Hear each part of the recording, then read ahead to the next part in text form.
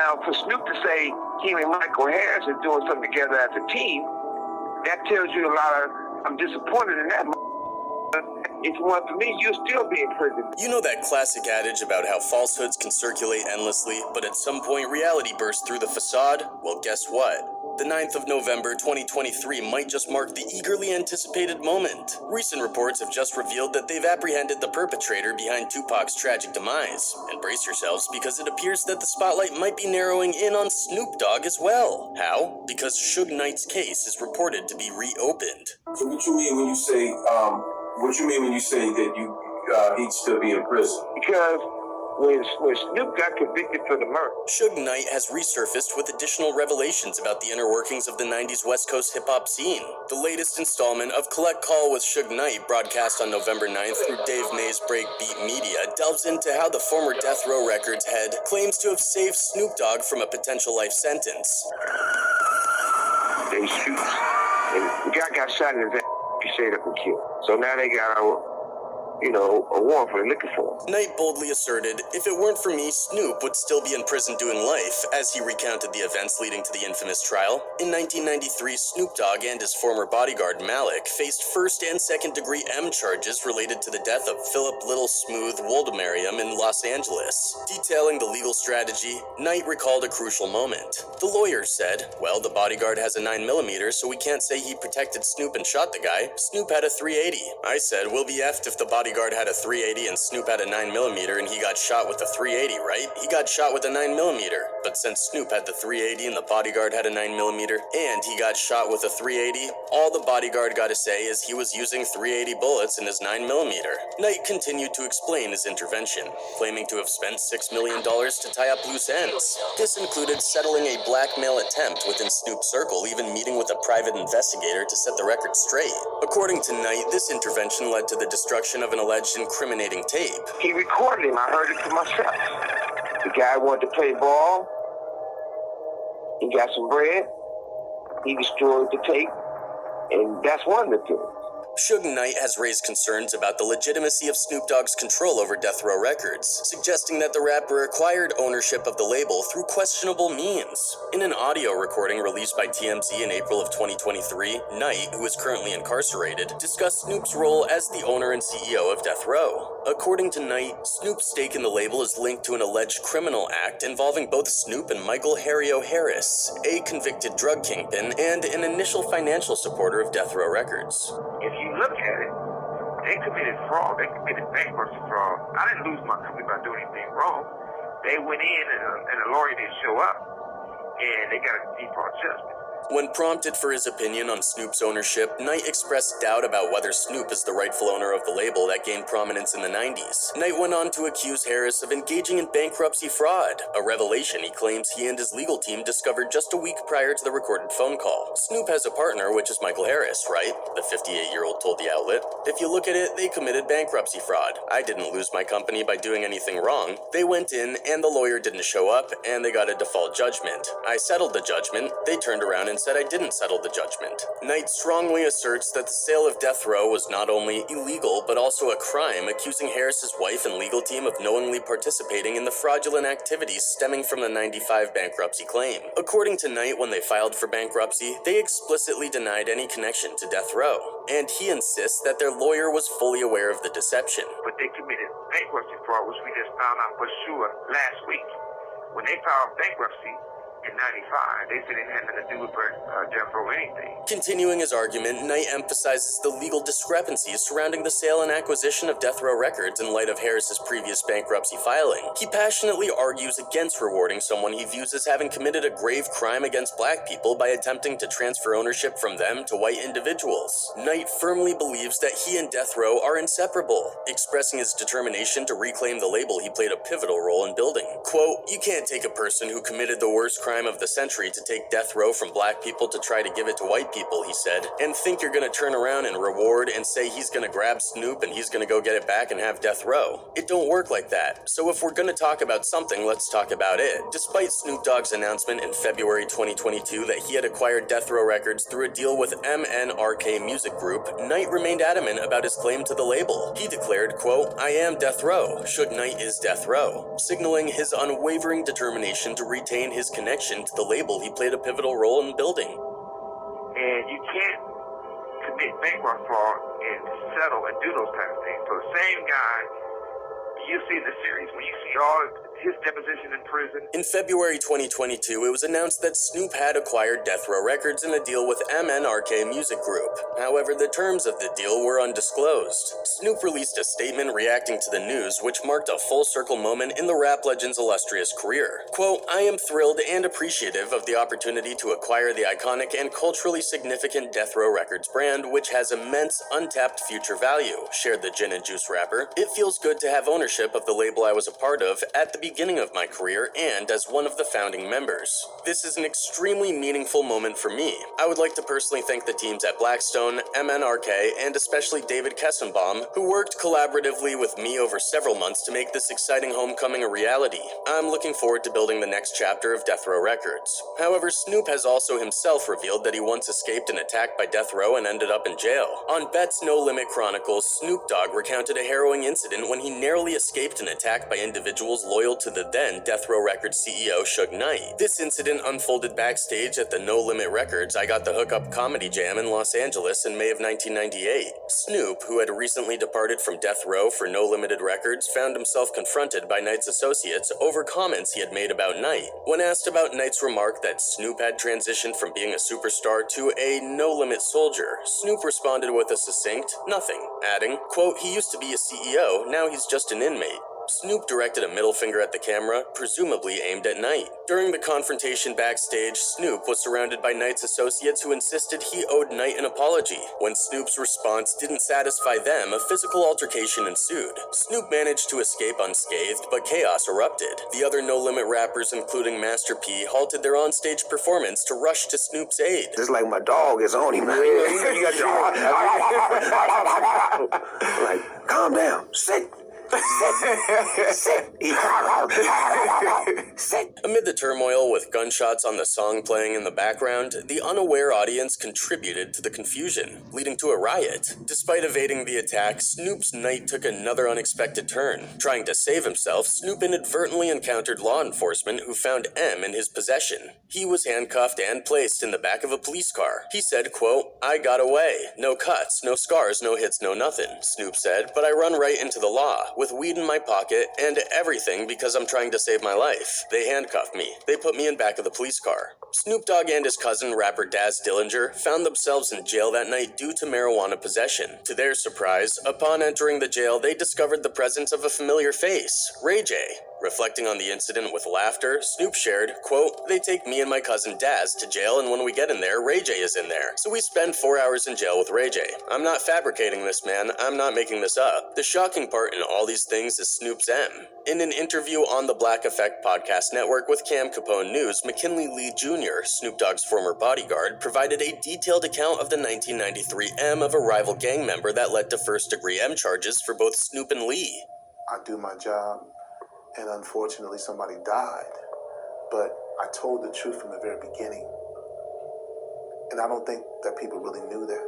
According to the narrative, after a heated confrontation with several recognized gang members outside Snoop Dogg's West Los Angeles apartment one August afternoon, Snoop and Lee found themselves encountering the same individuals once again. Describing the tense situation, McKinley Lee Jr. recounted, "We heard some commotion downstairs and I'm thinking, I know Snoop didn't go outside with me." Lee quickly reacted, grabbing his gun as he headed downstairs to address the unfolding drama. As he descended the stairs, Snoop followed closely behind him. Lee continued, quote, "I stop at the end of the stairs and I see a guy leaning out of a car. He can't see me, and he's just barking back and forth with one of the guys. I can't really remember exactly what he looked like, but I just saw the light-skinned face, and then I saw a gun come out of the window. So at that time, there was no threat. Snoop was right here. It wasn't anything. It was just real quick. I take off and get Snoop upstairs. Believing the situation had calmed down, Lee and Snoop got into a truck to head to the studio for continued work on Snoop Dogg's solo debut, Doggy Style. However, realizing they forgot a recording device, Snoop, who was driving, made a U-turn to return to the apartment. While en route, they encountered someone standing in the middle of the street attempting to flag them down. The person explained that the man who had pulled a gun was diabetic and had forgotten to take his medicine.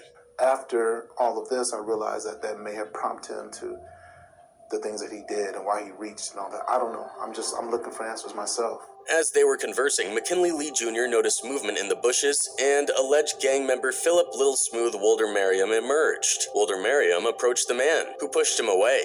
According to Lee, the man then lifted his shirt, revealing a weapon and seemingly reaching for it. Lee described the critical moment, saying, "When I saw him start to reach, that's when I took my gun and I fired. There was like a little incline. My hope was, I wanted to hit him in the lower part of his body, so as I'm aiming, he's turning, and as I'm aiming here, I fire. When he was turning, he got hit in the hip and in the shoulder blade. Unfortunately, the one that went through his hip went through him in his shoulder. He takes off and he runs. We find out that when he ran, he dropped about 50 yards or 75 yards away. He dropped right there, and that's unfortunately when he died." McKinley Lee Jr. elaborated on the aftermath, noting that Philip Wolder Merriam's friends had swiftly picked up the gun, rendering it untraceable when the police arrived at the scene. Despite the circumstances, Lee and Snoop Dogg decided to turn themselves in, but not immediately. Instead, they waited until after the 1993 MTV Video Music Awards. Quote, "After we made the call, we had to wait for our attorneys," Lee explained. "So the next day they came, and that's when we were going to turn ourselves in. We didn't turn ourselves in the next day. We had to wait. So we waited until everything calmed down. Snoop was at the MTV Video Music Awards, and they came to arrest him. I wasn't, so I had to wait until everything died down, and that's when we decided it was best. Police had already known what was going on because we said we were going to turn ourselves in." Charged with first-degree M, Snoop Dogg and McKinley Lee Jr. faced trial in 1995. During the proceedings, it was revealed that Jason London, a friend of the deceased Wolder Merriam, had hidden the gun to protect his fallen comrade. Defended by renowned lawyer Johnny Cochran, Snoop and Lee were acquitted on February 20th, 1996. Following their acquittal, Snoop made a solemn pledge to cease rapping about M, a decision that disappointed some of his fans and friends. In a conversation with Fat Man Scoop in January, Snoop explained, quote, "On my second album, The Dogfather, when I beat my M case, I redirected my pen to write life because I felt like I had written death all up until that point. When I started writing The Dogfather, I lost a lot of fans. I lost a lot of homies because they wanted me to keep it gangster after beating the M case. They wanted me to glamorize and glorify. But I was like, somebody's life was lost. My life has changed. This is a real situation." Addressing the change in ownership of Death Row Records, Suge Knight expressed strong sentiments about no longer having control over the iconic label. He claimed that he was unfairly ousted from his company, stating, quote, "They tried to F me out of my company." Knight directed his frustration towards Snoop Dogg and Michael Harris, a key figure in the early days of Death Row. Since he says he didn't give the guy the money, he called the DA. The DA put him with the PI. The PI met with him, and he told him the proof. According to Knight, his ownership of Death Row faced a threat when he inadvertently filed for bankruptcy in 2006 due to what he asserted was an incorrect default judgment in court. He had previously discussed this matter in a jail cell with TMZ earlier in the year. Knight argued that Snoop and Harris committed bankruptcy fraud to acquire Death Row, emphasizing that he didn't lose the company through any wrongdoing on his part. Quote, "Snoop has a partner, which is Michael Harris, right?" Knight explained. "If you look at it, they committed bankruptcy fraud. I didn't lose my company by doing anything wrong. They went in and the lawyer didn't show up and they got a default judgment. I settled the judgment. They turned around and said I didn't settle the judgment." Despite Snoop and Harris officially acquiring Death Row in 2022, Knight dismissed their legitimacy in claiming ownership. He further asserted that Snoop wouldn't be in his current position if it weren't for the support Knight provided when Snoop was a Death Row member. For Snoop to say he and Michael Harris are doing something as a team, that tells you I'm disappointed in that mother effer because if it wasn't for me, you'd still be in prison doing life. Knight stated on Collect Call call. You turn around and say you've partnered up with this dude. Neither one of y'all got death row or bought death row or purchased death row. Expanding on his claims, Knight asserted that he played a pivotal role in Snoop's 1996 M case acquittal. According to Knight, initially Snoop's legal team had doubts about proving his innocence. However, after Knight allegedly paid off a key witness who was set to testify against Snoop, the rapper secured a not guilty verdict. Snoop Doggy Dogg. A judge in Los Angeles refused today to drop murder charges against him. We, the jury, in a public trial action, find the defendant, Calvin Brodus, not guilty of the crime. Suge Knight continued to share stories highlighting his involvement in legal matters and the music industry. He expressed deep disappointment in Snoop Dogg's partnership with Michael Harris, whom he accused of committing fraud against him. Knight questioned Snoop's loyalty, stating, quote, "For me to put my own freedom at stake to make sure this guy doesn't go to prison, to go back and partner up with Michael Harris, who committed fraud against me, and say they're gonna try to take death row. You should have tried to get it back to its rightful owner. You didn't represent death row when you were on death row." The second part of the discussion, Knight recounted a similar episode involving Dr. Dre, who had signed with death row in the early 1990s. Allegedly, Dre sought Knight's help in illegally acquiring a gun. Knight facilitated the connection with a gun dealer, resulting in his arrest for his involvement. Faced with a choice between serving jail time himself or allowing Dre to face legal consequences, Knight opted to take responsibility for Dre's actions. As a result, he spent a brief period in jail before being granted probation. Knight also claimed to have intervened to ensure Dre did not face imprisonment for other offenses during their association. The police knew the PI for the DA. They was willing to talk to me because they say this guy is going to testify. In the concluding segment of the episode, Suge Knight reminisced about the pivotal moment when he posted the $1.4 million bail for Tupac Shakur, enabling the rapper's release from a New York prison in late 1995. Knight credited Tupac's girlfriend at the time, a woman named Keisha, for playing a crucial role in making the bail possible. Knight emphasized if it wasn't for Keisha, y'all wouldn't have heard All Eyes on Me or any of the other hits Tupac did. This highlighted the significant impact of Keisha's involvement in Tupac's life and career during a critical period. One of Suge's fans wrote, "Yo, this is getting spicy. Suge deserves to tell his story. Everybody else has talked and pushed their narratives for years. There's no telling where else he's about to take this or what other tables he's about to flip over." Another one added, "We starting to learn Suge is a smart man who was making business moves with his heart and love for his artist. Suge pulling them curtains back, showing a lot of smoking mirrors." Well, not only Keisha was involved in the case, but somehow it is reported that Suge had also involvement in Tupac's case. You're probably wondering what's happening. The M of the iconic rapper Tupac Shakur has remained an unsettling, unsolved riddle that has sent shivers down the spine of the music industry and his dedicated fans for well over 2 decades. Nonetheless, there are recent indications that the elusive truth may, at long last, be stepping out of the darkness.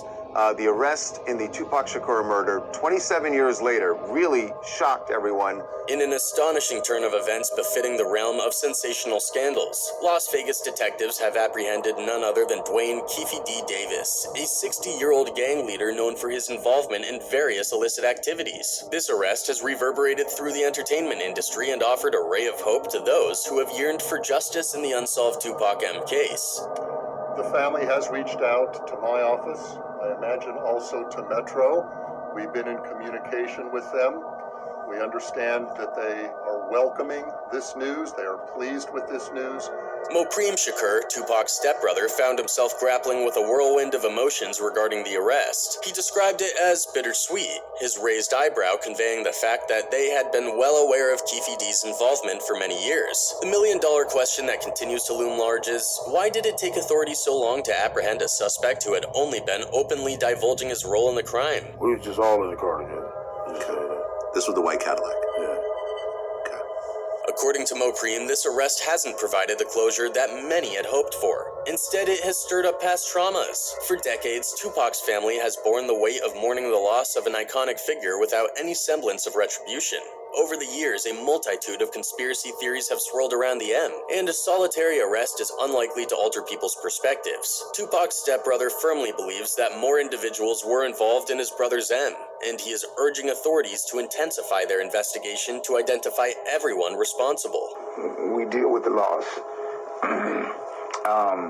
My nieces, nephews, my sister, My brothers, we all miss him. Furthermore, his sister Sakiwa Shakur does find some solace in Keefe D's arrest. She wrote, "This is no doubt a pivotal moment. The silence of the past 27 years surrounding this case has spoken loudly in our community. It's important to me that the world, the country, the justice system, and our people acknowledge the gravity of the passing of this man, my brother, my mother's son, my father's son." Homicide Lieutenant Jason Johansson delivered a candid and captivating press conference in the wake of Keefe D's arrest. He unequivocally identified Davis as the leader and shot caller, leaving the room abuzz with inquiries. Intriguingly, a substantial portion of the case's facts had been in the possession of law enforcement since the initial stages of the investigation. However, the case took an unforeseen twist when Keefe D began making admissions to his involvement in 2018.